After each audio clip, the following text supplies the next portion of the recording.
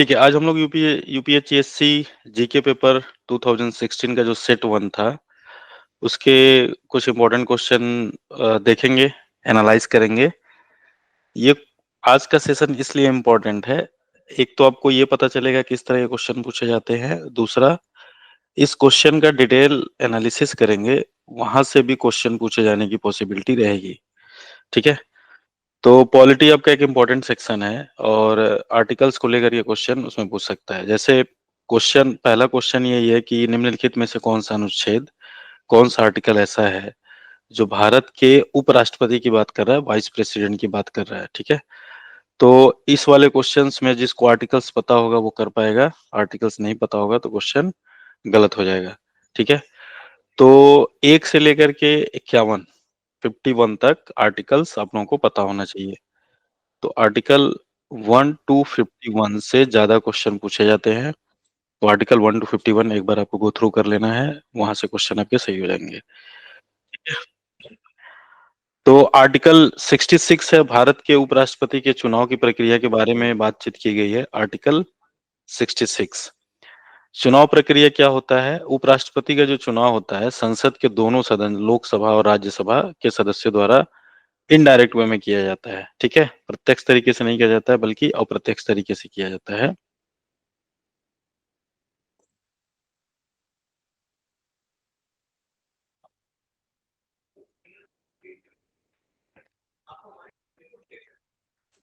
जिन लोगों को होस्ट दिया है वो ऐड करते रहिए भाई, आराम से आते रहेंगे लोग तो ऐड करते रहिए उनको। मैं ऐड करूंगा फिर क्लास डिस्टर्ब होगी। ठीक है, तो आपको पता है कि राष्ट्रपति और उपराष्ट्रपति का जो चुनाव होता है वो प्रोपोर्शनल रिप्रेजेंटेशन से होता है और सिंगल ट्रांसफरेबल वोट से होता है। तो एकल हस्तांतरणीय मत, ये टर्म्स आपको याद रखना है, क्या होता है इसके बारे में डिटेल में बाद में बात करेंगे। क्या क्या एलिजिबिलिटी होती है उपराष्ट्रपति के चुनाव के लिए? पहले तो वो सिटीजन होना चाहिए, भारत का नागरिक होना चाहिए और 35 वर्ष की आयु उसकी होनी चाहिए। राज्यसभा का सदस्य बनने की योग्यता रखता हो और किसी भी लाभ के पद पे ना हो। तो ये 4 क्राइटेरिया हैं जो आपको पता होना चाहिए। बाकी जो आर्टिकल 17 आपके ऑप्शन में दिया हुआ है, 7070, ये क्या होता है? तो ये राष्ट्रपति और उपराष्ट्रपति के कार्यों के निर्वहन के संबंध में विशेष प्रावधान, स्पेशल प्रोविजंस बताता है, जिससे वो अपने कार्यों का ठीक तरीके से इम्प्लीमेंट कर पाए। ये उपराष्ट्रपति के चुनाव से संबंधित नहीं है। आर्टिकल 67 क्या है? उपराष्ट्रपति को कैसे रिमूव किया जाता है, किया जाए उसके पद से, उसके बारे में, और उसका कार्यकाल क्या हो। तो रिमूवल और उसका कार्यकाल, इसके बारे में बात करता है। और इसमें बताया गया है कि राष्ट्र उपराष्ट्रपति का कार्यकाल कितना होगा, 5 वर्षों का होगा। और इम्पीचमेंट के थ्रू हटाया जा सकता है, महाभियोग प्रस्ताव लेकर के आना होता है, उसके थ्रू ही हटाए जा सकते हैं, राष्ट्रपति और उपराष्ट्रपति दोनों ही। आर्टिकल 64 किससे रिलेटेड है? ये उपराष्ट्रपति के राज्यसभा के सभापति होने से संबंधित है। तो जो राज्यसभा का सभापति होता है वो उपराष्ट्रपति होता है बाय डिफॉल्ट। तो उससे रिलेटेड ये प्रावधान किया गया है आर्टिकल्स में। ठीक है, और अगला क्वेश्चन क्या है? ज्योग्राफी से क्वेश्चन पूछेगा यूपीएससी में। तो 16 में पूछा गया क्वेश्चन कि निम्नलिखित राज्यों में कौन भारत में लौह अयस्क, जो आयरन ओर होता है, उसका बृहत्तम उत्पादन है, मतलब सबसे अधिक उत्पादन कौन करता है? तो आपको पता है उड़ीसा राज्य है जो नंबर 1 पे है, और जहाँ पे लौह का उत्पादन भारी मात्रा में किया जाता है। लौह अयस्क, आयरन ओर जो होती है, जो कच्चा लोहा पहले खदान से निकाला जाता है, फिर उसकी प्रोसेसिंग करके उसको लोहे के रूप में बनाया जाता है। ठीक है, तो लगभग 50% प्रोडक्शन जो होता है उड़ीसा से ही होता है लोहे का। 2023 के जो आंकड़े हैं उसके अकॉर्डिंग कौन से राज्य लौह अयस्क का उत्पादन करते हैं, उनका रेशियो क्या है, वहां पे यहाँ पे एक लिस्ट दी गई है, एक बार देख लेना चाहिए आप लोगों को। जैसे बताया गया कि उड़ीसा 50% करता है। कौन कौन से हैं? कटक, क्योंझर, सुंदरगढ़ और मयूरभंज जिले जो इसके हैं, ये प्रमुख उत्पादक है। तो कटक, क्योंझर, सुंदरगढ़ और मयूरभंज। ठीक है, क्योंझर जिले में बारबील और बुनाई क्षेत्र सबसे अधिक, बारबील और बुनाई सबसे अधिक लौह अयस्क का उत्पादन करते हैं। तो बारबील और बुनाई किससे संबंधित है? लौह अयस्क। ठीक है, आयरन ओर के माइनिंग से रिलेटेड है। और क्योंझर जो है ये सबसे बड़ा और लौह अयस्क का उत्पादक क्षेत्र है। तो सबसे बड़ा उड़ीसा में सबसे ज्यादा क्योंझर में होता है उत्पादन। दूसरे नंबर पे छत्तीसगढ़ है। छत्तीसगढ़ में 17%, 17% लौह अयस्क का उत्पादन होता है। और छत्तीसगढ़ के दुर्ग, बस्तर और दंतेवाड़ा जिले में इसकी खदानें हैं। ठीक है, तो जो माइंस हैं वो कहाँ पे हैं? दुर्ग, बस्तर और दंतेवाड़ा में। बैलाडीला की जो खदानें हैं वो यहाँ पे सबसे इंपॉर्टेंट है, तो बैलाडीला की पहाड़ियां हैं वहाँ पे, वहीं पे खदानें हैं ये। तीसरे नंबर पे लोयस की माइनिंग में है झारखंड, जहाँ पे 13% उत्पादन होता है। और सिंहभूम, धनबाद और पलामू में प्रमुख खदान है। तो कौन कौन से? सिंहभूम, धनबाद और पलामू। ठीक है। चिड़िया खदान भारत की सबसे पुरानी लोयस खदानों में से एक है, और चिड़िया खदान कहाँ पे है? झारखंड में है। चौथे नंबर पे कर्नाटक है, जहाँ पे 12% लगभग लोहे के लोयस का उत्पादन होता है, जिसमें बेल्लारी, चित्रदुर्ग और तुमकुर जिले में लोयस का पाया जाता है। ठीक है। तो जो हॉट स्पॉट बेल्लारी है वो प्रमुख क्षेत्र है लौ अयस्क के उत्पादन के लिए, जो झारखंड राज्य में है। तो बाकी जो ऑप्शन दिए गए हैं, झारखंड तीसरे नंबर पे है, बिहार अब नहीं रहा, क्योंकि पहले झारखंड बिहार का पार्ट था, तो झारखंड वहां से हटने के बाद अब बिहार नहीं है, झारखंड आ गया उसमें। तो 2000 में विभाजन हुआ था ये। छत्तीसगढ़ दूसरे स्थान पे है, आपको बता दिया गया है। तीसरा क्वेश्चन, संपत्ति का अधिकार है तो राइट टू प्रॉपर्टी क्या है? तो जब क्लास हुई थी आप लोगों को बताया गया था कि मूलभूत अधिकार वाली जो क्लास हमने किया था, फंडामेंटल राइट्स, आर्टिकल 12 से 35 में जो दिए गए हैं मूलभूत अधिकारों के संबंध में प्रावधान दिए गए हैं, तो उसमें आपको बताया गया था कि राइट टू प्रॉपर्टी जो है अब एक कानूनी अधिकार है। पहले मौलिक अधिकार था, मौलिक अधिकार से इसको हटा दिया गया। संविधान सभा जो बनी थी उसमें जमींदार लोग भी थे और पूंजीवादी लोग भी थे। तो पूंजीवादी लोग चाहते हैं कि जो प्रॉपर्टी, राइट टू प्रॉपर्टी है, वो निजी संपत्ति का अधिकार दिया जाए और एक मौलिक अधिकार के रूप में दिया जाए। बाद में इसको हटा दिया गया था। तो संपत्ति का अधिकार एक मौलिक अधिकार था मूल संविधान में। ठीक है, लेकिन 44वें संविधान संशोधन अधिनियम 1978 के द्वारा मौलिक अधिकार से इसको हटा दिया गया, और अब एक कानूनी अधिकार है, लीगल राइट्स है, मौलिक अधिकार नहीं है। मौलिक अधिकार होता तो आर्टिकल 32 कॉन्स्टिट्यूशनल रेमेडीज के थ्रू सीधे सुप्रीम कोर्ट से इम्प्लीमेंट कराने का अधिकार होता है, लेकिन कानूनी अधिकार होने से अब वो सारी चीजें हट गई हैं इससे। तो संविधान के मूल रूप में आर्टिकल 31 के तहत संपत्ति का अधिकार एक मौलिक अधिकार था, तो अभी संविधान में 31 नहीं है। इसका मतलब था कि यदि सरकार किसी संपत्ति अधिग्रहित करती है तो व्यक्ति सीधे सुप्रीम कोर्ट में जा सकता है। किसके थ्रू?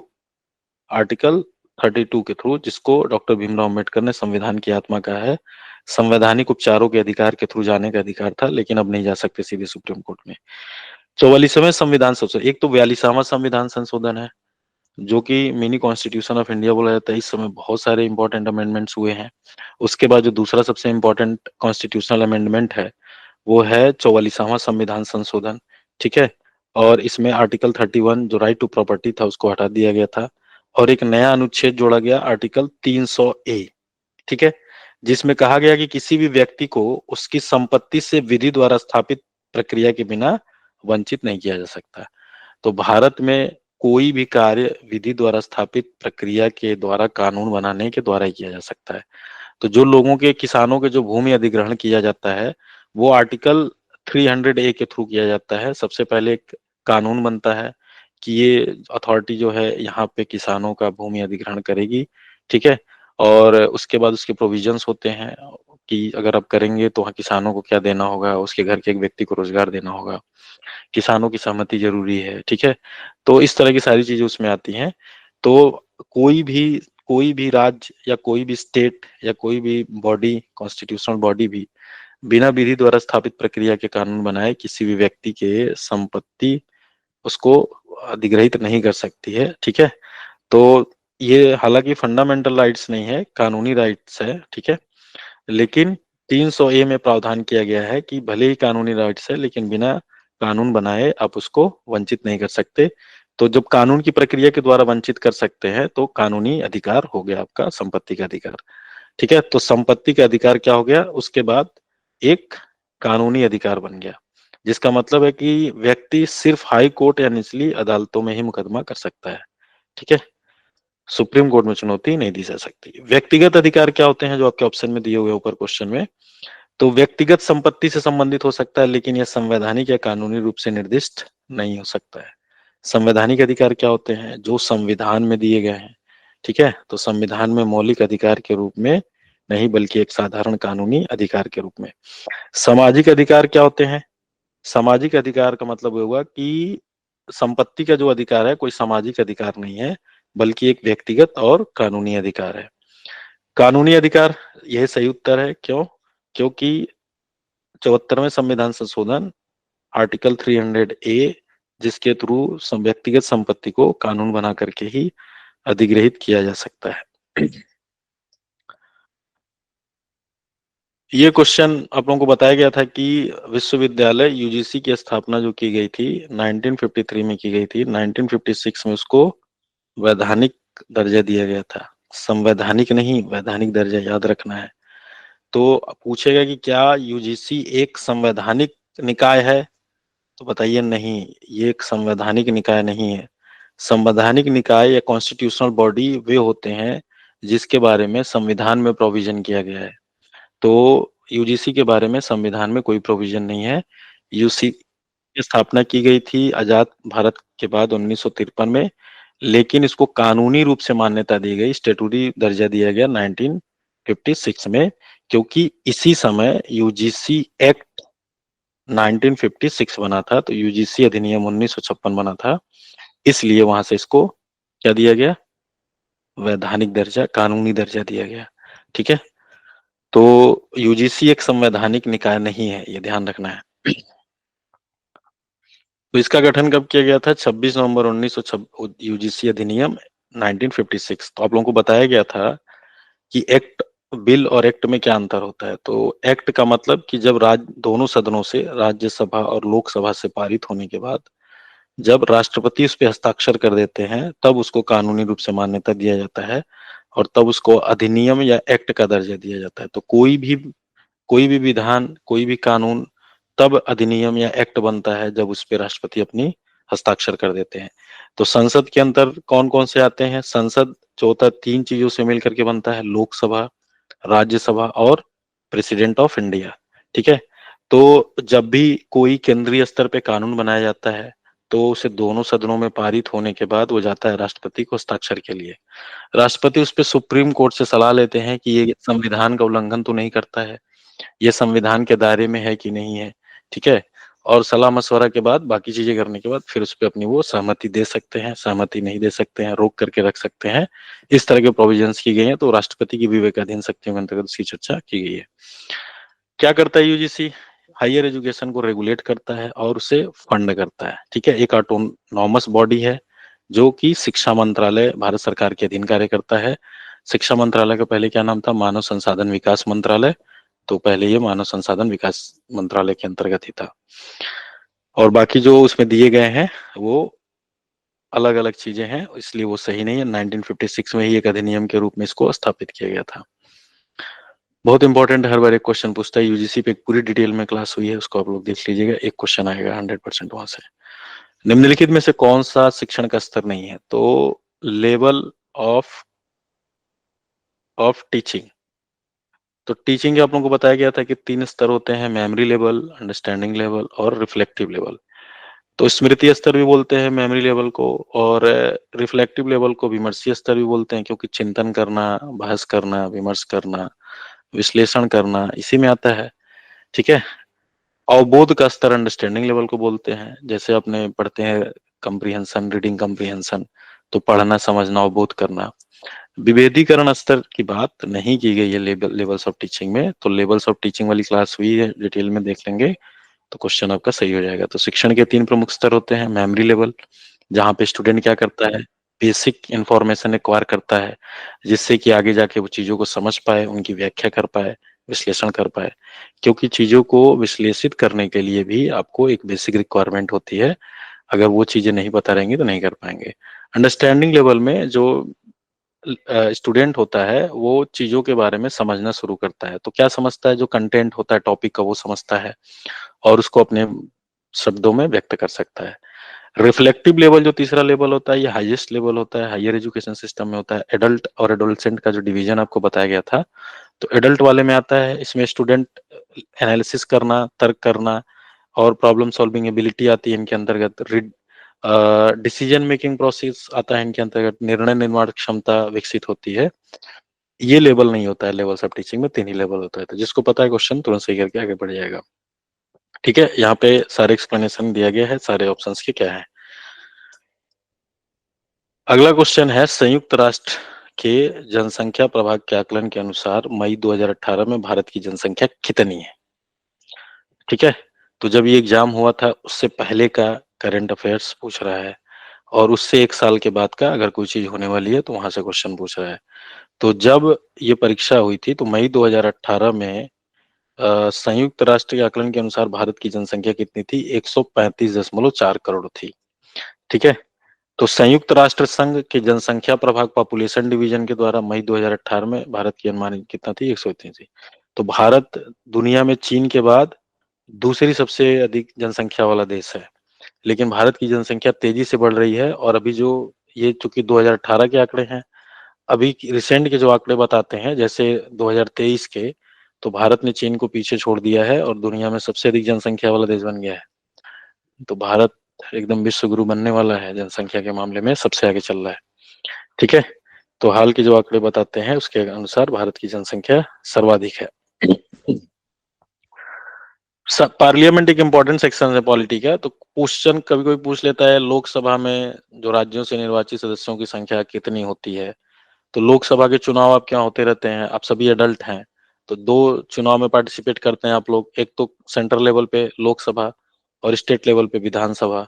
ठीक है, तो 2 आप लोगों को राइट मिला हुआ है, एक तो अपने इलाके का विधायक चुनिए जो आपके इलाके का विकास करे, और संसदीय क्षेत्र का सांसद चुनिए आप लोग। ठीक है, तो जो लोकसभा में राज्यों से निर्वाचित सदस्यों की संख्या होती है वो कितनी होती है, तो ये क्वेश्चन पूछा गया है। आपको पता है कि लोकसभा जो होता है जिसको हाउस ऑफ द पीपल भी कहते हैं, ये पार्लियामेंट या संसद का निचला सदन होता है। उच्च सदन कौन सा होता है, राज्यसभा होता है। इसमें अधिकतम 552 सदस्य हो सकते हैं, किसके अनुसार, आर्टिकल 81। तो अनुच्छेद 81 में दिया गया है लोकसभा में सदस्यों की संख्या। कैसे होते हैं सदस्य, कहाँ कहाँ से आते हैं, तो राज्यों से जो निर्वाचित सदस्य होंगे उनकी संख्या 530 होती है। उसके बाद जो यूटीज हैं, केंद्र शासित प्रदेश हैं, वहां से जो संख्या होती है वो मैक्सिमम 20 हो सकती है। और 2 नॉमिनेटेड मेंबर होते थे प्रेसिडेंट के द्वारा, एंग्लो इंडियन होते थे, जो कि हटा दिया गया है, अब नहीं है ये। तो अब अधिकतम संख्या कितनी हो सकती है, 550। पर क्वेश्चन में क्या पूछ रहा है कि राज्यों से निर्वाचित की संख्या कितनी है, तो राज्यों से निर्वाचित संख्या 530 होगी। अगर पूछेगा केंद्र शासित प्रदेशों से संख्या कितनी हो सकती है अधिकतम, तो 20 हो सकती है। तो अधिकतम संख्या लोकसभा की कितनी हो सकती है, 550 हो सकती है। लेकिन जो 2024 की संरचना है लोकसभा की, उसमें कुल कितने सदस्य हैं, 543 सदस्य हैं, जिसमें से 530 सदस्य भारत के विभिन्न राज्यों से चुने गए हैं, और 13 सदस्य केंद्र शासित प्रदेशों जैसे दिल्ली, पुदुचेरी, ठीक है, अंडमान निकोबार, इस तरह से जितने भी केंद्र शासित प्रदेश हैं वहां से चुने गए हैं। तो यहाँ पे कुछ इंपॉर्टेंट पॉइंट है, लोकसभा में राज्यों से अधिकतम 530 सदस्य चुने जा सकते हैं, और ये जो है जनसंख्या परिसीमन के आधार पर तय की जाती है।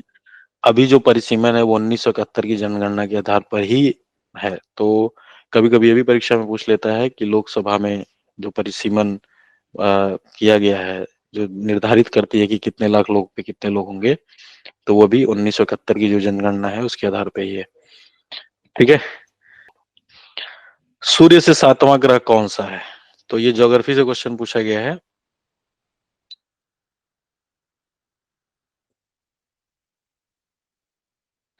सौर मंडल में जो ग्रह है सूर्य से दूरी के अनुसार उनका क्रम रखा गया, तो सूर्य अगर यहाँ पे है तो सबसे नजदीकी ग्रह कौन सा है, बुध है। उसके बाद शुक्र, वीनस जिसको बोलते हैं, उसके बाद अर्थ, पृथ्वी, उसके बाद मंगल, बृहस्पति, उसके बाद शनि, यूरेनस और नेपच्यून। ठीक है, तो यूरेनस कितने नंबर पे है, 7वें नंबर पे है। तो एक बार इसको आप लोग देख लीजिएगा, अगर यहाँ से कोई क्वेश्चन पूछेगा तो आप लोग सही कर सकते हैं। भारतीय शिक्षा आयोग, इंडियन एजुकेशन कमीशन 1964-66 को किस नाम से जाना जाता है, तो इसको कोठारी आयोग के नाम से जाना जाता है। कोठारी आयोग कमीशन कब बना था, 1964-1966। ठीक है, किस लिए लाया गया था, भारतीय शिक्षा प्रणाली में सुधार के लिए। और भारत सरकार द्वारा नियुक्त किया गया था। इसको भारतीय शिक्षा आयोग भी कहते हैं, बहुत इंपॉर्टेंट आयोग है ये। क्या उद्देश्य था इस आयोग का? कि पूरे शैक्षिक ढांचे का विश्लेषण करना और सुधार के लिए सुझाव देना। तो कोई भी कमेटी जब बनती है किसी से रिलेटेड, तो सबसे पहले वो एनालिसिस करती है और उससे रिलेटेड अपनी रिकमेंडेशंस देती है, सुझाव देती है। सरकार मानना नहीं मानना बाध्यकारी नहीं होता है, सरकार के ऊपर होता है। जो वर्तमान सरकार है उसकी क्या पॉलिसी है, उसके अकॉर्डिंग सरकार उस पर आगे की कार्रवाई करती है। तो कोई भी जब कमेटी बनती है तो उस विषय से रिलेटेड एक्सपर्ट्स जो होते हैं, पत्रकार, विषय के प्रोफेसर और बाकी लोग उसमें मेंबर बनते हैं, जिसमें उन्होंने काम किया है, जिसको अनुभव होता है। इसका उद्देश्य क्या था? प्राथमिक, माध्यमिक और उच्च शिक्षा में बदलाव करना।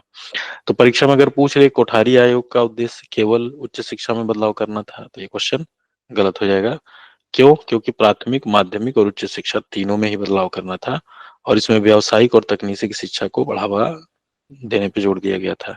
ठीक है। और राष्ट्रीय शिक्षा नीति, जो न्यू एजुकेशन पॉलिसी होती है, उसका आधार तैयार करना। तो नेशनल एजुकेशन पॉलिसी, हर देश का एक राष्ट्रीय शिक्षा नीति होना चाहिए जो कि देश में लागू किया जाए। क्या क्या सिफारिशें थी? 10+2+3 शिक्षा प्रणाली। तो जो पहले थी, अब आप लोगों ने पढ़ा न्यू एजुकेशन पॉलिसी, तो आपने देखा कि वहां पे 4 ईयर ग्रेजुएट का प्रोग्राम लेकर के आ गया है, जो इसी को क्या करेगा? रिप्लेस करेगा। ठीक है। विज्ञान और तकनीकी तकनीकी शिक्षा को इसमें न्यू एजुकेशन पॉलिसी में भी बढ़ावा दिया गया 2020 में, तकनीकी शिक्षा को। और इसके साथ ही इन्होंने बढ़ावा दिया है न्यू एजुकेशन 2020 में स्किल एजुकेशन को। तो स्किल एजुकेशन को बढ़ावा दिया इन्होंने। CBCS choice based credit system के थ्रू इन्होंने डिजिटल एजुकेशन को बढ़ावा दिया है। और और किसको बढ़ावा दिया? मातृभाषा में शिक्षा हो, न्यू एजुकेशन पॉलिसी 2020 में इस पे बढ़ावा दिया गया है। और इसके अलावा मल्टी डिसिप्लिनरी अप्रोच, बहु शासनिक अप्रोच हो, कई सारे विषयों की समझ हो, ठीक है, स्टूडेंट्स को, इस पे जोड़ दिया गया है। बहुत जल्दी नेट से सब्जेक्ट हटा देंगे ये, तो अब किसी भी विषय में नेट की परीक्षा दे पाएंगे, जरूरी नहीं होगा कि आपका मास्टर्स में सब्जेक्ट हो। ठीक है। त्रिभाषा सूत्र कोठारी आयोग ने लाया था। त्रिभाषा सूत्र क्या है? एक तो अंग्रेजी भाषा, दूसरी हिंदी और तीसरी कोई क्षेत्रीय भाषा। ठीक है। कोई क्षेत्रीय भाषा लेकर के आना। तो इससे क्या होगा? एक तो भाषा को लेकर के, जैसे तमिल, अगर यूपी के लोग तमिल सीखेंगे या तेलुगु सीखेंगे, कन्नड़ सीखेंगे, तो तमिल के लोग भी हिंदी सीखने में जोड़ देंगे। तो हिंदी भाषी प्रदेशों के लोग अगर गैर हिंदी भाषी प्रदेशों की भाषा सीखेंगे, तो गैर हिंदी भाषी प्रदेश के लोग भी हिंदी में जोड़ देंगे। इसका उद्देश्य ये था त्रिभाषा सूत्र। ठीक है। तो राजभाषा हिंदी में हो, हिंदी में काम को बढ़ावा दिया जाए। ठीक है। तमिलनाडु एक ऐसा राज्य है पूरे भारत में जहाँ पे राजभाषा प्रोविजंस लागू नहीं है। ठीक है। तो और तमिलनाडु ही सबसे अगेंस्ट है हिंदी के। तो सब में लेकर के आना है। लगभग भारत में 40% लोगों की भाषा, पहली भाषा हिंदी है। 30% लोगों की पहली भाषा हिंदी तो नहीं है, लेकिन दूसरी भाषा हिंदी है। तो लगभग 70% लोग भारत में हिंदी को कह सकते हैं कि वो मतलब समझते हैं, हिंदी बोलते हैं, जानते हैं वो। जैसे गुजरात के लोगों की गुजराती भाषा है, लेकिन हिंदी वो ठीक तरीके से यूज करते हैं। ठीक है। बाकी जो 30% बचा, ये आपके नॉर्थ ईस्टर्न जो स्टेट हैं, 7 सिस्टर्स, तो वहां पे जैसे नागालैंड की राजभाषा अंग्रेजी है। ठीक है। और इसी तरह से साउथ इंडिया में तमिल, तो तमिल में तो राजभाषा प्रोविजन लागू ही नहीं है। तो त्रिभाषा सूत्र बहुत चर्चित फॉर्मूला है, और इसको इसलिए लेकर के आया गया था ताकि हिंदी को संपर्क भाषा को लेकर के आया जाए। अभी वर्तमान सरकार में चूंकि जो राजभाषा विभाग है, ये इसका नोडल मंत्रालय होम मिनिस्ट्री है, गृह मंत्रालय है। और ये एक संवैधानिक पद है। राजभाषा अधिकारी जो काम करते हैं, ये सरकार के लिए नहीं, संविधान के लिए काम करते हैं। तो एक संवैधानिक कॉन्स्टिट्यूशनल पोस्ट है वो। और राष्ट्रपति सीधे उनका वो करते हैं, रिपोर्टिंग राष्ट्रपति के पास है, गृह मंत्रालय के थ्रू हो करके। तो केंद्र सरकार के जितने भी कार्यालय हैं, वहां पे राजभाषा अधिकारियों की नियुक्ति होती है, अनुवादकों की नियुक्ति होती है, जिनका मुख्य काम ये करना है कि प्रशासन को सुचारू रूप से चलाने के लिए वहां के लोगों की जो भाषा है उसमें प्रशासन से कोऑर्डिनेट कराना, कांटेक्ट कराना, जिससे प्रशासन का आउटरीच बढ़े, लोगों का विश्वास बढ़े। ठीक है। तो अभी आज के जमाने में जब चैट जीपीटी और इस तरह की टेक्नोलॉजी आ गई है, जहाँ मिनटों में अनुवाद हो जाता है और बाकी चीजें हो जाती हैं, अनुवाद किसी भी लैंग्वेज में कर सकते हैं, कैसे भी कर सकते हैं, रिफ्रेम कर सकते हैं। तो अब राजभाषा के जो अधिकारी और बाकी लोग हैं वहां पे भी इस तरह की टेक्नोलॉजी का यूज करना उनको सिखाया जा रहा है। और वर्तमान सरकार में अमित शाह जी जो है गृह मंत्री, तो इसको लेकर के उनका जो प्रोविजन है, अप्रोच है, बहुत शानदार अप्रोच है, एक बार देखना चाहिए आप लोगों को।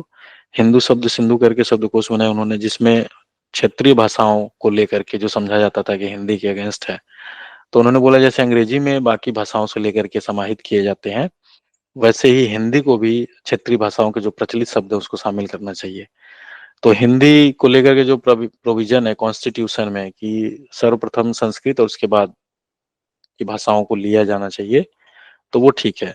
जो पारिभाषिक शब्दावली आयोग बना था उन लोगों ने हिंदी में ऐसे ऐसे शब्द गढ़े हैं, ऐसे ऐसे शब्द गढ़े हैं कि हिंदी और हास्यास्पद हो जाती है। तो अभी सरकार को लेकर के जो अप्रोच है वो हिंदी में जो व्यवहार में शब्द हैं, चाहे भले ही वो किसी दूसरे क्षेत्रीय भाषाओं के शब्द हों, तो उसको शामिल किया जाना चाहिए। और इस पे सरकार सिर्फ ज्ञान नहीं दे रही है, बल्कि उन्होंने एक डिक्शनरी भी बनाई है जिसमें इसको शामिल करने पे जोर दिया जा रहा है। आईआईटीज में और बाकी जगह हिंदी में पढ़ाई हो, हाई कोर्ट की भाषा हिंदी में हो, इस पे भी सरकार काम कर रही है। क्योंकि वर्तमान सरकार का एजेंडा ही हिंदी है, तो हिंदी को लेकर के बहुत अच्छा काम हो रहा है और ये देश के विकास के लिए बहुत जरूरी है। क्योंकि जब देश का मुखिया हिंदी में बात करता है तो बाकी लोग अपने आप हिंदी में बात करने लगते हैं। नहीं, पहले लोग हिंदी में बोलना शर्म लगता था लोगों को बोलते हुए, और हिंदी भाषा में बोले कोई ना बोले, लेकिन हिंदी के प्रति चाहिए, क्योंकि वो अपनी भाषा है। ठीक है, अंग्रेजी में ज्ञान है, लीजिए, कोई दिक्कत नहीं है, लेकिन जो आपका अपना चीज है उसमें सम्मान का भाव एक होना चाहिए। तो राधा कृष्णन आयोग किससे संबंधित है? उच्च शिक्षा, हायर एजुकेशन विभाग। कोठारी आयोग किससे संबंधित है? संपूर्ण शिक्षा प्रणाली, जिसमें आपकी प्राइमरी, मिडिल और हायर एजुकेशन था। तो राधा कृष्णन कमीशन जो 1948 में आया था, ये HES से रिलेटेड था। कोठारी कमीशन जो आया था 1964, ठीक है, ये किससे रिलेटेड था? संपूर्ण शिक्षा में सुधार, जिसमें प्राइमरी, मिडिल और हायर एजुकेशन शामिल था। यूजीसी के बारे में आप लोगों को पता ही है, मंडल आयोग ये आया था ओबीसी में आरक्षण की। तो जो बाकी ऑप्शन में दिया है, चूंकि अब चारे ऑप्शन के बारे में पढ़ रहे हैं, तो जो अगला क्वेश्चन पूछेगा हो सकता है इसमें से कोई ऑप्शन हो, तो अगर आपको उसके बारे में पता रहेगा तो एलिमिनेट करने में आसानी होगी आपको। इसलिए इस क्वेश्चन में जो अदर ऑप्शन है उनको भी बारे में बताया गया आपको। As per the list issued by NITI Aayog, तो नीति आयोग हम लोगों ने किया था जब पढ़ा था हमने योजना आयोग। ऑन 28 मार्च 2018 को एस्पिरेशनल डिस्ट्रिक्ट के बारे में आप लोगों को बताया गया था। एस्पिरेशनल डिस्ट्रिक्ट, जिसको हिंदी में आकांक्षी जिले बोलते हैं, इसका बेसिक पर्पज ये था गवर्नमेंट ऑफ इंडिया का, जिससे कि जो योजना आप लागू करना चाहते हैं तो अखिल भारतीय स्तर पे ऐसे जिलों की पहचान करें जहां पे लाभ पाने वाले लोग ज्यादा हैं। दूसरी भाषा में ये कहें कि जो सबसे निचले पायदान पे है, जहां पे उन लोगों को योजना की जरूरत सबसे ज्यादा है। जैसे मिनिस्ट्री ऑफ सोशल जस्टिस में काम करते हुए, ठीक है, जैसे अगर शेड्यूल्ड कास्ट की बात करें, तो अगर सरकार शेड्यूल्ड कास्ट के लिए कोई योजना लेकर के आती है, तो सबसे पहले वो क्या करेंगे, पूरे भारत में देखेंगे कि कौन से जिले ऐसे हैं जहाँ पे सबसे ज्यादा शेड्यूल्ड कास्ट के लोग हैं। ठीक है, और दूसरी चीज, वहां पे सबसे बुरी हालत किस जिलों में है, तो ऐसे 15-20 वो जिलों को आइडेंटिफाई करते हैं। ठीक है, जहां पे अनुसूचित जाति में भी जो सबसे जरूरतमंद जिले हैं, जहां पे उन लोगों की हालत बहुत अ, दयनीय है, जहां उनको ज्यादा जरूरत है। सेम ऐसे अगर मैं महिलाओं की बात करूं या विकलांगों की बात करूं, ठीक है, या अदर बैकवर्ड क्लास की बात करूं, तो जहां पे जिस जिले में जहां सबसे ज्यादा जरूरत है इस योजना की, तो उन लोगों ने क्या किया, उस जिले को आइडेंटिफाई किया और अपने अपने एस्पिरेशनल डिस्ट्रिक्ट्स बनाए। ठीक है, तो वही पूछ रहे हैं कि नीति आयोग द्वारा 28 मार्च 2018 को आकांक्षी जिलों की सूची के अनुसार सबसे पिछड़ा जिला कौन है? सबसे पिछड़ा जिला कौन है? तो इसमें जो सबसे पिछड़ा जिला है वो श्रावस्ती है, उत्तर प्रदेश का। नीति आयोग क्या करता है? नीति आयोग का एक प्रोग्राम है जिसे बोलते हैं ADP, additional aspirational districts programme, जो कि जनवरी 2018 में लॉन्च किया गया था। इसका बेसिक पर्पस क्या था? सामाजिक और आर्थिक विकास करना, सामाजिक और आर्थिक विकास करना। ठीक है, कहाँ पे? इंडियाज मोस्ट बैकवर्ड डिस्ट्रिक्ट, जो भारत के सबसे पिछड़े जिले हैं, उनको करना। ठीक है, और फोकस करना किस पे कि वहां पे स्वास्थ्य की समुचित व्यवस्था हो, शिक्षा की समुचित व्यवस्था हो, कृषि वहां ठीक तरीके से हो, इंफ्रास्ट्रक्चर डेवलपमेंट हो, और वित्तीय समावेशन। वित्तीय समावेशन का मतलब सबके बैंक में खाते खुले हों, मोबाइल से कनेक्ट हो, आधार कार्ड बना हो सबका, जिससे कि अगर सर डीबीटी के थ्रू पैसा ट्रांसफर करना हो तो वहां पे कर पाए। तो डीबीटी का मतलब डायरेक्ट बेनिफिट ट्रांसफर करना, और इसके लिए जो टर्म है वो है जैम ट्रिनिटी। जैम का मतलब जनधन खाता, बैंक अकाउंट खुला हुआ होना चाहिए आपका। ए का मतलब आधार, आधार से लिंक हुआ होना चाहिए, और मोबाइल नंबर से आपके लिंक हुआ होना चाहिए, सो दैट कि आइडेंटिफाई किया जा सके कि वो जो व्यक्ति है जिसको लाभ मिलने वाला है वो कौन है, और डायरेक्ट उसको बेनिफिट दिया जा सके, जितने बिचौलिए हैं सब खत्म किया जा सके। अगर सरकार 1 रुपए दे रही तो 1 रुपया लाभार्थी के खाते में चला जाए। ठीक है, अभी करंट में कितने हैं, 115 एस्पिरेशनल डिस्ट्रिक्ट चूज किए गए हैं ओवरऑल, जो आपके 28 राज्यों हैं उसमें से 115 डिस्ट्रिक्ट हैं इसमें। ठीक है, Shravasti Uttar Pradesh identify as the most backward district in the country. तो श्रावस्ती उत्तर प्रदेश सबसे पिछड़ा जिला है। It has the low score in health, सबसे बुरी हालत है। ठीक है, इसके लिए जो नीति आयोग ने इंडेक्स भी जारी किया है, सूची भी जारी किया है, जिसमें वो स्टेट की शिक्षा को लेकर के, स्वास्थ्य को लेकर के, पोषण को लेकर के क्या उनकी रैंकिंग है, उस रैंकिंग के आधार पे उनकी रैंकिंग निकलती है, और वहां से वो आइडेंटिफाई कर पाते हैं कौन सा जिला सबसे पिछड़े हैं। तो श्रावस्ती का सबसे जो स्कोर कम है किसमें है, स्वास्थ्य, पोषण, कुपोषण के ज्यादा शिकार है वहां पे लोग, शिक्षा की बदहाल स्थिति है, और इंफ्रास्ट्रक्चर नहीं, इंफ्रास्ट्रक्चर का मतलब स्कूल, सड़कें, फ्लाईओवर, इन सारी चीजों से है। ठीक है, the district has poor literacy rates, तो शिक्षा का जो दर है वो भी बहुत कम है। हाई इन्फेंट मॉर्लिटी, जो शिशु मृत्यु दर है वो सबसे ज्यादा उच्च है। ठीक है, एंड इकोनॉमिक बैकवर्डनेस, आर्थिक रूप से लोग पिछड़े हुए हैं। तो इस इन सारे, अब क्वेश्चन कैसे पूछ सकता है कि नीति आयोग, सबसे पहला क्वेश्चन, एस्पिरेशनल डिस्ट्रिक्ट्स जो प्रोग्राम है वो किसके द्वारा चलाया गया है, तो आंसर होगा नीति आयोग के थ्रू। दूसरा क्वेश्चन पूछेगा कि एस्पिरेशनल डिस्ट्रिक्ट कौन आइडेंटिफाई करता है, तो नीति आयोग। कैसे करता है, क्या क्या क्राइटेरिया है, तो अब उसमें बताएंगे हेल्थ, न्यूट्रिशन, एजुकेशन, इंफ्रास्ट्रक्चर, सारे ही क्राइटेरिया उसमें। तो अगर क्वेश्चन कहीं से पूछेगा तो आप लोग बता पाएंगे। बाकी नीति आयोग के बारे में डिटेल नोट्स और रिकॉर्डेड सेशन अवेलेबल है, आप लोग देख सकते हैं वहां से। निम्नलिखित देशों में से किसमें फीफा वर्ल्ड कप 2018 आयोजित किया गया? तो अब देख रहे हैं कि जितने स्पोर्ट्स या करंट से रिलेटेड न्यूज हैं तो 2018 वाले हैं।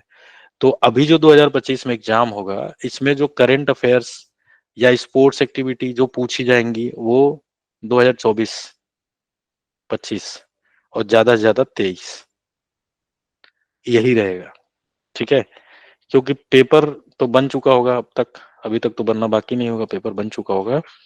तो 25 वाला अगर आप लोग छोड़ देंगे, 24 और 23 वाला इंपॉर्टेंट कवर कर लेंगे तो हो जाएगा। मैंने इसमें कवर किया है जहां जहां पे करंट आया है, तो वो आप लोग देख सकते हैं। बाकी आगे के जो सेशंस इसमें बनेंगे, ठीक है, तो आगे के जो वीडियोज बनेंगे उसमें वो सारा ही कवर हो जाएगा बाय डिफॉल्ट। तो फीफा जो विश्व कप हुआ था वो कहाँ पे आयोजित किया गया था, किस में किया गया था? तो फीफा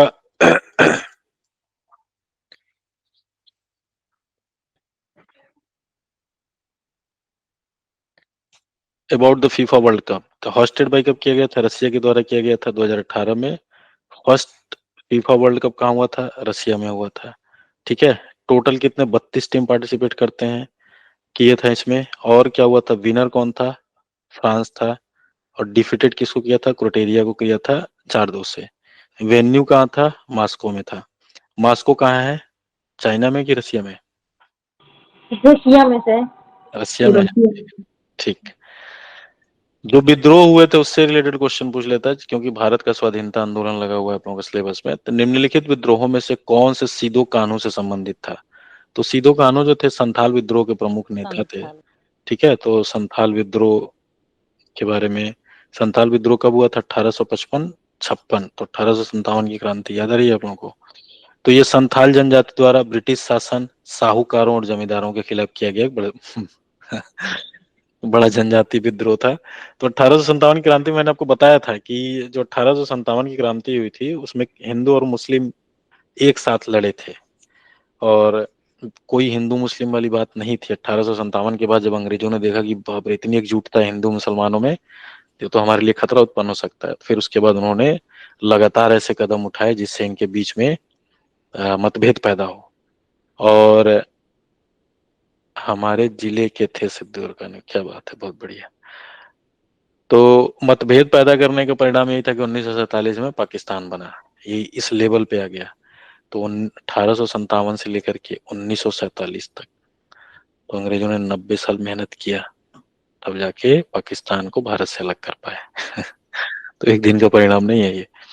ठीक है। और जो महाजन और जमींदार थे, इन्होंने क्या किया, अंग्रेजों का साथ दिया 1857 की क्रांति को कुचलने में, और उनको पनाह दिया, सहायता दिया।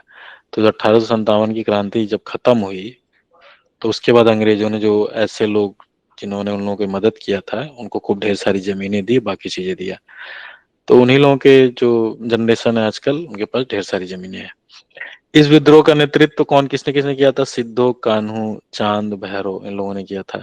ये लोग तीर धनुष से लड़ते थे, और इनका मानना था कि कुछ दैवीय चीजें हैं जिसकी वजह से हो पाएंगे। अंग्रेजों के सामने तीर धनुष लेके कहाँ तक टिकेगा कोई?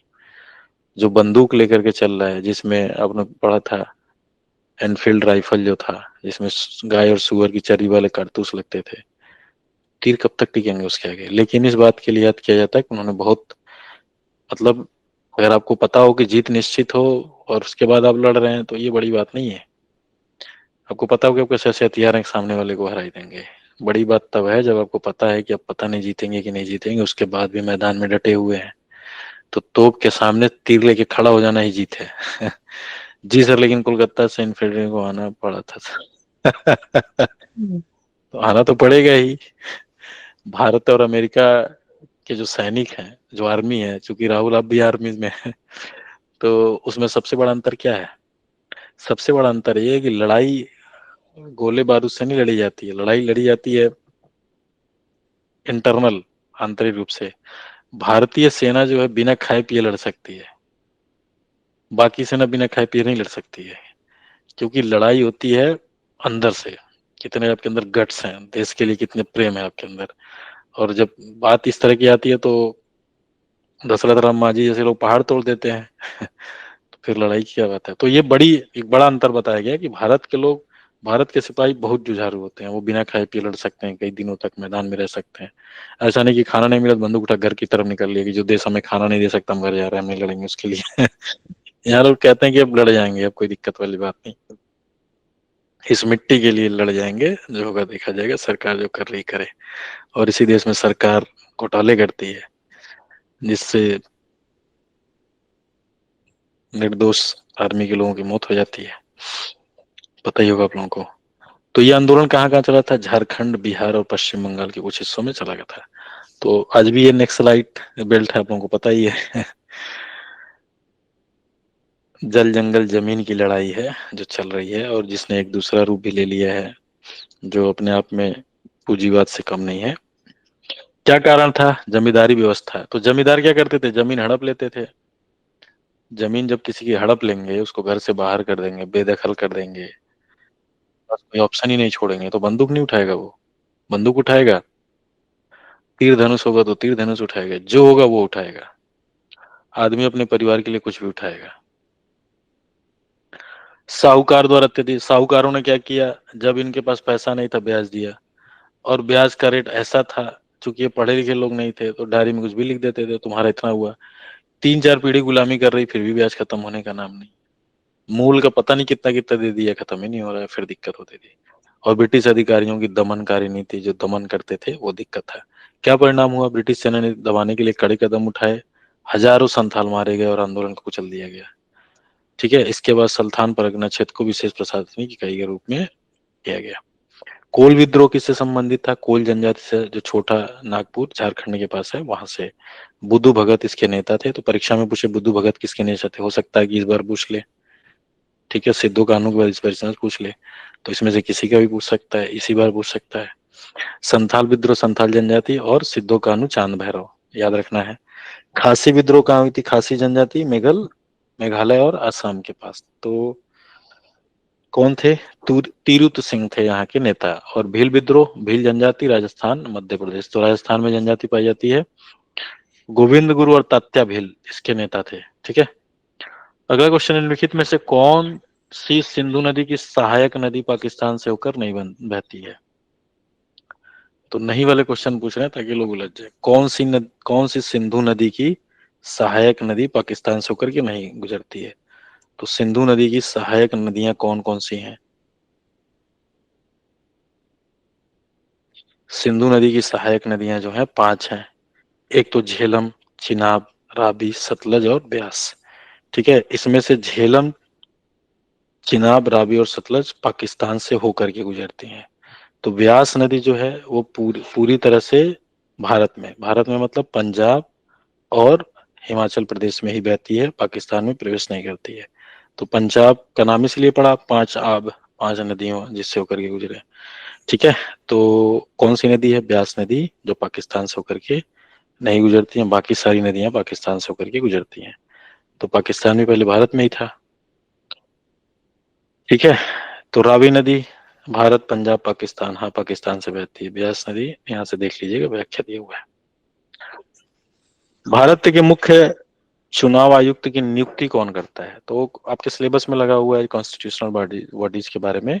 तो इलेक्शन जो कमिश्नर का पोस्ट है, या इलेक्शन कमीशन एक संवैधानिक पद है, एक संवैधानिक संस्था भी है।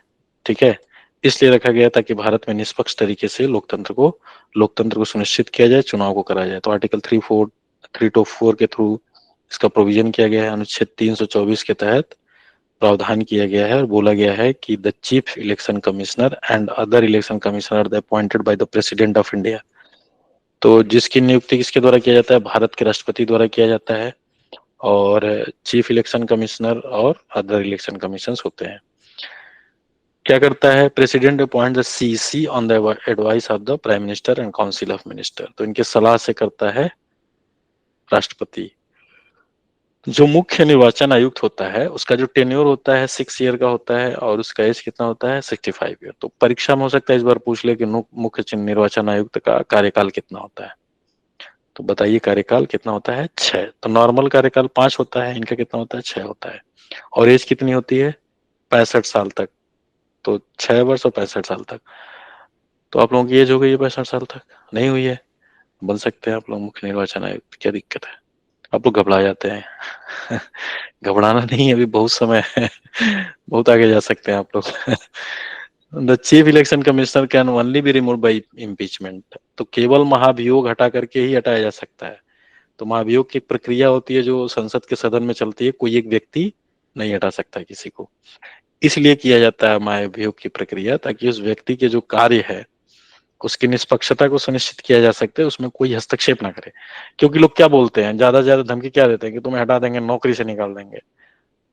वो कहता है कि ऐसा है कि हम इम्पीचमेंट से ही हट सकते हैं, दम है तो हटा के दिखाओ। इसके लिए जाना पड़ेगा राज्यसभा, लोकसभा, फिर वोटिंग होगी, फिर चुन, और सारी चीजें होंगी। इतना मजाक समझ रखा है हटाना? इतना मजाक कब नहीं है हटाना। ठीक है, क्योंकि इलेक्शन कमीशन, समझ पा रहे हैं, तो जो भी चुनाव होते हैं सारा ही एक्शन लेता है।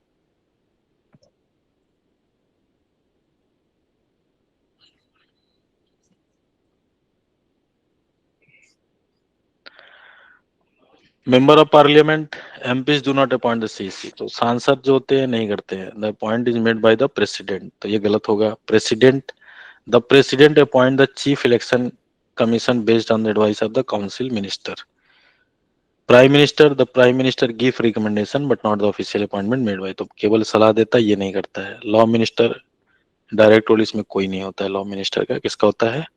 प्रेसिडेंट का।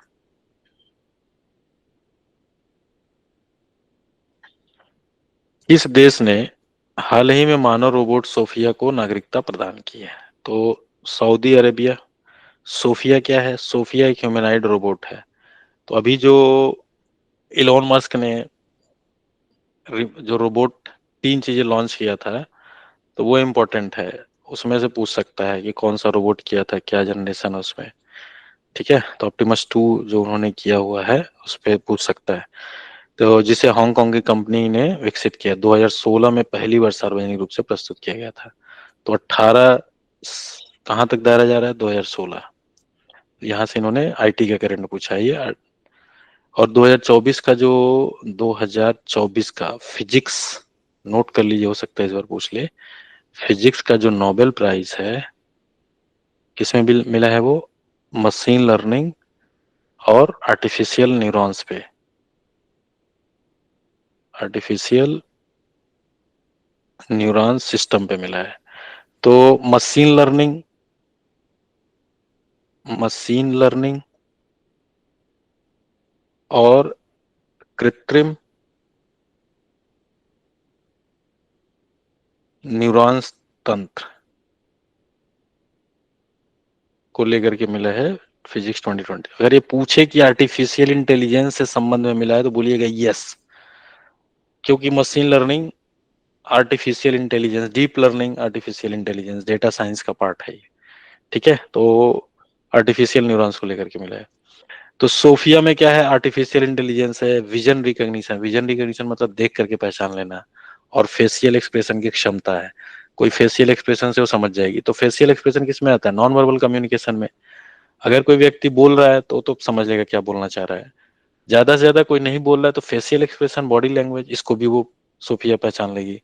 ठीक है, तो इंसानों के साथ बातचीत करती है और भावनाएं दिखाने में भी सक्षम है, तो इमोशनल इंटेलिजेंस है इसके अंतर्गत। सऊदी अरब ने नागरिकता क्यों दी, नागरिकता देने का मतलब समझ रहे हैं आप लोग? एक देश है जिसने नदियों को, एक देश है जिसने नदी को भी नागरिकता दे रखा है। नदी, हम भारत के लोग हैं, भारत में नदियों को माँ बोला गया है ना, लेकिन सारा कचरा माँ के ऊपर ले जाके फेंक देते हैं। नदियां सबसे ज्यादा प्रदूषित है हमारी, और सारी सभ्यता जितनी है वो सब नदियों के किनारे पनपी है। नदियों के बिना जितने भी बड़े शहर आप देखेंगे किसी न किसी नदी के तट पे है, भारत में नहीं पूरे विश्व के। नदी के बिना सभ्यता की कल्पना नहीं की जा सकती, लेकिन नदियों में ही हम सारा कचरा फेंक देते हैं, माँ भी बोलते हैं। लेकिन अभी नागरिकता का दर्जा नहीं दिया है। नागरिकता का दर्जा देने का मतलब समझ रहे हैं आप लोग क्या होगा? जैसे आपको फंडामेंटल राइट्स मिला ना 12 से 35, जैसे बोलेंगे कि ये सिटीजन है, तो फिर उसको भी फंडामेंटल राइट्स मिल जाएगा तुरंत, बाय डिफॉल्ट। और फंडामेंटल राइट्स पता ही है आपको क्या होता है, और आर्टिकल 32 भी पता है आप लोगों को क्या होता है, आर्टिकल 21 भी पता होता है क्या होता है।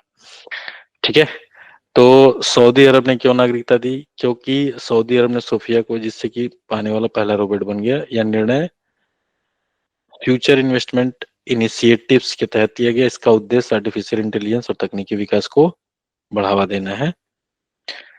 ठीक, इकोनॉमिक्स से क्या क्वेश्चन पूछा है कि निम्नलिखित में से किसे मानव विकास सूचकांक, मोस्ट इंपॉर्टेंट है मानव विकास सूचकांक, पीसीएस में भी क्वेश्चन पूछता है, आईएएस में भी पूछता है, हर जगह पूछता है। इकोनॉमिक्स का पेट टॉपिक है ये, प्रारंभ करने का श्रेय प्राप्त है, तो उनका नाम है महबूब उल हक। तो बहुत इंपॉर्टेंट टॉपिक है ये। क्या होता है मानव विकास सूचकांक, एक कंप्लीट कंपोजिट इंडेक्स है, तीन चीजें शामिल होती हैं इसमें। एक तो हेल्थ, स्वास्थ्य शामिल होता है, जिसको लाइफ एक्सपेक्टेंसी से नापा जाता है। लाइफ एक्सपेक्टेंसी मतलब जीवन प्रत्याशा क्या, कितने साल तक जी रहे हैं। शिक्षा, एजुकेशन की स्थिति क्या है, और आय, इनकम। ठीक है, तो प्रति व्यक्ति सकल राष्ट्रीय आय क्या है, औसत शिक्षा वर्ष और अपेक्षित शिक्षा वर्ष क्या है। तो मानव विकास सूचकांक, कि मानव का विकास कैसे है, किसी समाज में कैसे मापा जाए, तो इसके लिए तीन क्राइटेरिया बताया गया है कि उस समाज में मानव की लाइफ एक्सपेक्टेंसी क्या है, ठीक है, उसका शिक्षा का स्तर क्या है, और उसका आय क्या है। तीन है। तो कौन थे महबूबुल हक, पाकिस्तानी अर्थशास्त्री थे। 1990 में उन्होंने यूएनडीपी के साथ मिलकर एसडीआई की अवधारणा विकसित की थी। यूएनडीपी का मतलब यूनाइटेड नेशनल डेवलपमेंट प्रोग्राम, संयुक्त राष्ट्र विकास कार्यक्रम। और उनके साथ में कौन था, अमर्त्य सेन थे, जिनका नाम आप लोगों ने सुना होगा।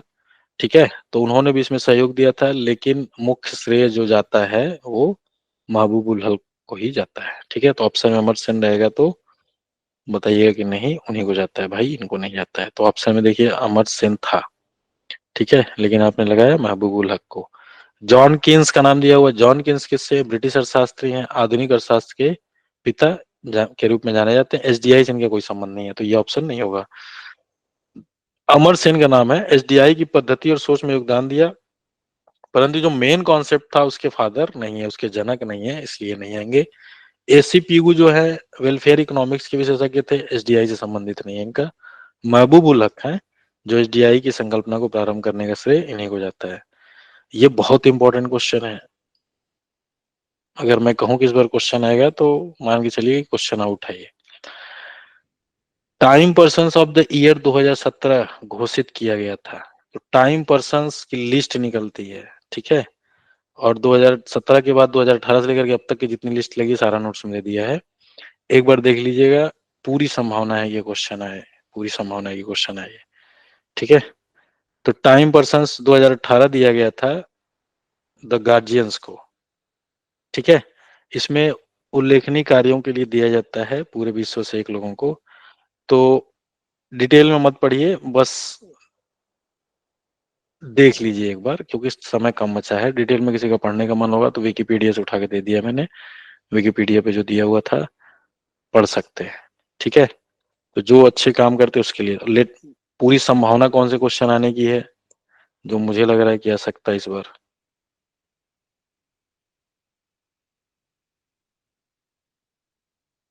डोनाल्ड ट्रंप तो बिल्कुल पूछ सकता है 17 तारीख को परीक्षा में कि time person of the year 2024 का अवार्ड किसको दिया गया, तो बताइए डोनाल्ड ट्रंप को दिया गया, ठीक है।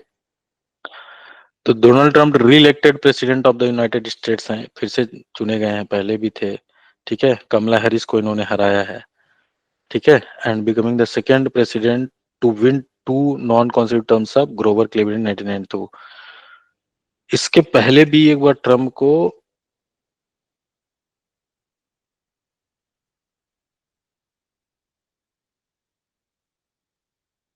नहीं मिला है। तो आप लोग 2018 से 24 तक का देखिए, अगर पूछेगा time person of the year 2024 का खिताब किसको मिला है तो बताइए डोनाल्ड ट्रंप को। इसके अलावा इससे पहले इलोन मस्क को मिल चुका है 2021 वाला, कमला हैरिस जो इनकी प्रतिद्वंदी थी उनको भी मिला हुआ है। तो 2020 में 2 लोगों को मिला था, अगर 2020 वाला पूछे तो जो बाइडेन और कमला हैरिस दोनों को ही मिला हुआ था time person of the year, ठीक। टेलर स्विफ्ट, तो टेलर स्विफ्ट को 2023 में मिला है। तो एक बार इसको देख लीजिएगा आप लोग, यहाँ से हर बार लगभग क्वेश्चन पूछा है तो पूछ सकता है। भारत की संसद में कौन कौन से शामिल हैं, तो अभी आपको जो ऊपर बताया कि पार्लियामेंट में कौन कौन सा है, तो भारत के राष्ट्रपति शामिल है इसमें, लोकसभा, राज्यसभा। तो क्या ऑप्शन होगा, ऑल ऑफ द अबव, सभी शामिल हैं इसमें। तो भारत की संसद जो है आर्टिकल 79 के अनुसार 3 चीजों से मिलकर बनती है, प्रेसिडेंट ऑफ इंडिया, लोकसभा और राज्यसभा से मिलकर के बनती है, ठीक है। तो राष्ट्रपति संसद का एक अभिन्न हिस्सा होता है, ठीक है, क्योंकि इनके बिना मंजूरी के कोई विधेयक अधिनियम बन ही नहीं सकता है। विधानसभा को लेकर के क्वेश्चन पूछा है, तो हाल ही में जो विधानसभा चुनाव हुए हैं उसके बारे में कुछ सीटें कितनी होती है ये पूछ लेगा। तो जैसे विधानसभा चुनाव हुए और आए, तो दिल्ली विधानसभा चुनाव 2025 कब हुआ था, कुल कितनी सीटें हैं, 70 सीटें हैं, ठीक है। तो सीटें पूछ लेगा कि दिल्ली में कितनी सीटें हैं। जम्मू कश्मीर का हुआ था तो जम्मू कश्मीर में कितनी सीटें हैं, 87 सीटें हैं, ठीक है। बाकी किस गठबंधन पार्टी कितनी थी ये इतना इंपॉर्टेंट नहीं है, एक बार पढ़ लीजिएगा। हरियाणा का हुआ था, कुल 90 सीटें हैं वहां पे। तो सीटें पूछ लेता है कितनी है। महाराष्ट्र विधानसभा चुनाव हुआ था, कुल कितनी सीटें हैं, 200 टू 88, ठीक है। कर्नाटक, केरल, तो इस तरह से है, यहाँ से क्वेश्चन पूछ सकता है कि विधानसभा में कितनी सीटें हैं। तो आज के लिए इतना रखते हैं, मिलते हैं अगली क्लास में, वहां पे कुछ और इम्पोर्टेंट इस क्वेश्चन करेंगे जिसमें करंट अफेयर्स भी आएगा। इस क्वेश्चंस को बार बार पढ़ जाइए, इनके एक्सप्लेनेशन अच्छे से देख लीजिए, मोस्ट प्रोबेबल है यहाँ से 2-3 क्वेश्चन आ जाए आपकी परीक्षा में। बाकी जो रेगुलर क्लास में चीजें बताई गई हैं उसको जरूर रिवीजन करिए, नोट्स पढ़ जाइए, देख जाइए, अभी भी सफिशियंट समय है। सृष्टि बहुत इंपॉर्टेंट हो तब पूछना है क्वेश्चन, पूछिए। सर ये क्वेश्चन नोट्स वगैरह मुझे भी हम सबको भी बनाने होंगे क्या?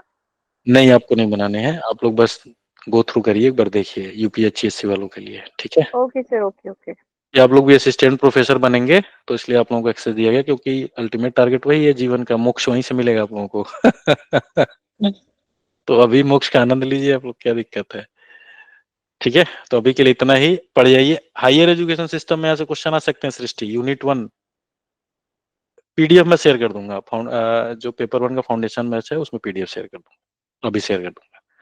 हायर एजुकेशन सिस्टम में जैसे पॉलिटी वाले क्वेश्चन पूछ सकता है और बाकी क्वेश्चन वहां से पूछ सकता है, तो हायर एजुकेशन सिस्टम के लिए इंपॉर्टेंट है, एनटीए के लिए भी इंपॉर्टेंट है ये, ठीक है। आज के लिए इतना, मिलते हैं, पढ़िए आप लोग ज्यादा से ज्यादा समय, रिवीजन करिए ज्यादा से ज्यादा समय, ठीक है, हो जाएगा एग्जाम, तनाव लेने की जरूरत नहीं है।